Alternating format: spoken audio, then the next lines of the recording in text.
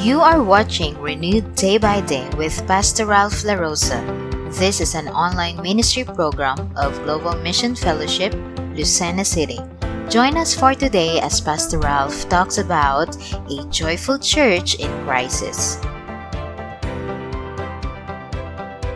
We exist to share the good news of Jesus Christ, and we're studying the church in these last days. This is the first live one I've done, but they're recording it. Lots of reasons. I hope you'll keep your bulletin handy. I hope you'll take the time, not now, please, focus up here. I hope you'll take the time to read the letters. If you listen to that song, whatever comes. I don't know if any of you are following international news. Without reservation, I can say this because I've been getting these people I know. Some of them are still running for their life right now. And this is the worst crisis in Europe since World War II. And whatever happens in Europe somehow affects Asia. So maybe we're next. We need to be ready. Beautiful song to start this because we need to be happy. This is our privilege to live at this time in history. Okay, so joyful church, a joyful church in a crisis. And when Paul wrote the book of Philippians, he was in a personal crisis, and many of his friends were in a historical crisis. We had a leadership meeting last week. We announced our elders and a couple of our ministers. I hope you'll look at it. This is the second week we've announced it, and next week we'll probably present them, hopefully. We do have a baptism after. I don't know how many are ready, but we'll have a baptism. You can ask Pastor Danny and Peter about that. I'll be going there, getting wet, coming back. Okay? All day here. So leadership in a joyful crisis. So check out your bulletin on the very back. We have the leaders listed, and then you can voice your, next week we'll give you the opportunity to confirm or start World War III in the Southeast Asia, okay? So here we go, leadership in a joyful church. We studied the foundation of a joyful church in verses 1 and 2 of Philippians. We studied the leadership in a local church, leadership in a joyful church, and we're going to be studying that the whole epistle in Philippians 1, 3 through 6. And then the ministers in a joyful church, 7 and 8. And then discernment, this is so important, and this is why leadership is so important. The discernment and character of a leadership in a joyful church. And right now, in real time, there are incredible leaders that have done an incredible job that are running for their life right now. And some of them are married. In one case, the wife is with them. I've known this couple since 1981. When he was a pastor in Hope, Arkansas, Jim Myers, I visited and spoke at his church. And he's had a Bible college in Ukraine for a long time, done a tremendous job. And imagine somebody, I don't know if they owned the house, but they lived in a house and they just had to leave. And just woke up, and it's in your bulletin. Don't read it now, but read it later. Okay? So we have to have character. Now the leadership of Ukraine, it's their turn. It's their turn. Someday it's going to be your turn, and we have to be ready. So why talk about joy in a crisis? Because in the four brief chapters, the theme of these chapters is joy. Paul mentions it at least 16 times. He also mentions Christ 50 times. And the one thing these guys are doing, I've read their letters, sometimes on a bus, sometimes it's a bus extracting them, they call it, trying to get them out of the country. A normal hour bus ride will take 18, 20 hours, 30 hours. The horrible weather conditions, very, very cold. And the wife has bronchitis. You'll be praying for her. That's because Paul's joy is found in Christ, and so is our joy. For the joy that was set before him, he endured the cross, Hebrews 12:2. So we are commanded to rejoice always. This is the greatest formula in life. 1 Thessalonians 16 through 18, be joyful. When, everybody? Please put down your phones and listen. Okay? You're going to face this crisis. Be joyful always, pray continually, give thanks in all circumstances, for this is God's will for you in Christ Jesus. We need this so bad. Okay? I don't mean to be rude, but I love you and I want you to get this. Philippians 4:4, rejoice in the Lord always. Again, I say rejoice. Okay, now this is a new section. It's been 2 weeks. We had a mini series on worry, anxiety, and fear for 2 weeks, and now we're back in Philippians.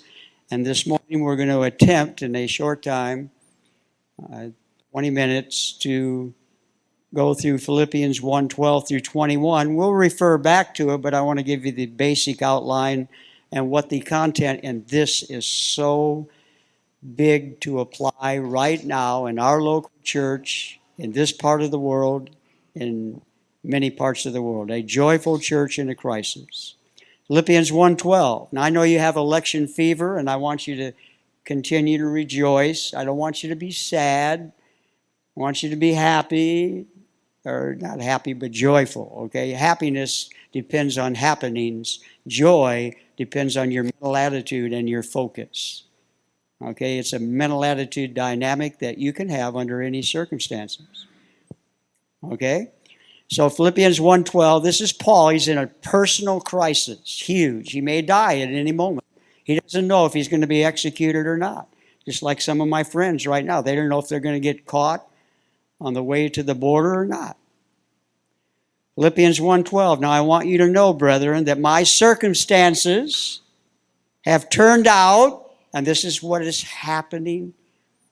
In all my years in the ministry, I've never seen people come together and pray, and I mean pray for their brethren.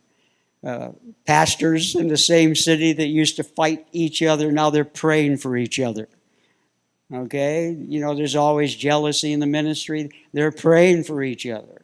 Those things are non-essential now. Okay? It's amazing to me. I see some of these guys, I haven't even heard about them for 20 years, and they're praying, sending me updates. My goodness. Now I want you to know, brethren, that my circumstances have turned out for the greater progress of the gospel. Philippians 1:18, this is what I rejoice in. There will be more preaching of Christ because of this than I believe in history, because of all of the new gadgets we have, all of the technology, all of the ways to communicate. It's just incredible. You know, in World War II, you may not get a message for 2 years. And now they're in a bus on the way to the Romanian border, not knowing if they're going to be attacked by a Russian tank, and they can send messages all over the world. It's incredible. And when you see their attitude in these messages, it humbles you and it inspires you. Wow. Okay, Christ is preached, in this I rejoice. And Paul has none of these gadgets. Yes, and I will rejoice right to the end, because we win in the end, guys. Okay? There's benefits to a crisis. Did you know that? You separate the bitter from the better. You separate those who mean business and those that have been playing a game. You separate those who are truly in Christ and those who are nothing but a tare. They're not a wheat. They're not in Christ. They're faking it. And we love you, but you need to examine yourself. This is the benefits of a crisis. Because in a crisis, we get stripped of all of our props. And I got a lot of props, okay? It's all gone, and we're just naked, and we're standing there, and it's just us. And that's a good thing. I don't like it. Nobody wants to be exposed, but expose who we really are. Our real character, if we really believe God. It's a choice. You either get bitter or you get better. So what did Paul say under this crisis? This is Paul, and he's in a personal crisis, and he's been preaching this, and for the last 2,000 years, people have been in a crisis, and they go to this. And now we're probably never before have I seen in a crisis where you have cyber attacks. It's unbelievable. They got special teams, and one side is evil, and the other side is trying to protect them. Cyber crisis. For I know that this, his crisis, listen to his confidence, will turn out for my what? One way or the other. I'm either going to heaven or I'm going to get out of this and I have a ministry again. Through your prayer. I'm praising, I'm sending messages, not reporting on what we're doing, but what we have prayer warriors here. So make sure, prayer warriors, that this is added to our list. There's names in these letters. We need your prayers. You're warriors. Some of us are still alive because you prayed. That's right. Okay? For I know that in this crisis will turn out for my deliverance through your prayer and the supply of the Spirit of Jesus Christ, according to my earnest expectation. He has absolute confidence in the character, the promises of God, absolute character. His hope prevails. According to my earnest expectation and hope, and remember, hope in the Bible is absolute confidence, and this is what we're after, guys. Oh, how we do not want to have a dishonorable discharge and face Christ as a loser. He did so much for us. Stand up for him. He'll empower you. Just trust him. According to my earnest expectation and hope that in nothing I shall be ashamed. Thank you for watching Renewed Day by Day with Pastor Ralph LaRosa. Subscribe to our channel and tune in for the next part of our lesson. God bless you and stay healthy.